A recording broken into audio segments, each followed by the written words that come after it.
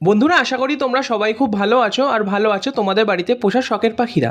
তোমরা দেখছো Sourav birds aviary YouTube channel. এই ভিডিওতে আমি তোমাদেরকে বলবো অল্প সময়ের মধ্যেই তোমরা বাজরিগার পাখির ছেলে মেয়ে কীভাবে আইডেন্টিফাই করতে পারবে।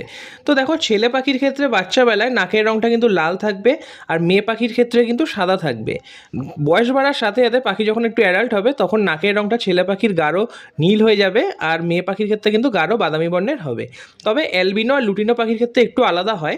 ছেলে পাখির ক্ষেত্রে কিন্তু নাকের রঙটা ছোটোবেলায় লাল থাকে, আর বয়স বাড়ার সাথে সাথে কিন্তু ডিপ ভায়োলেট হয়ে যায়। আর মেয়ে পাখির ক্ষেত্রে নাকের রঙটা সাদা থাকে, আর যখন পাখি ডিম দেওয়ার সময় হয় তখন কিন্তু নাকের রঙটা হালকা বাদামি বর্ণের হবে। তো বন্ধুরা, এইভাবেই কিন্তু তোমরা অল্প সময়ের মধ্যেই বাজরিগার পাখির ছেলেমেয়ে চিনতে পারবে।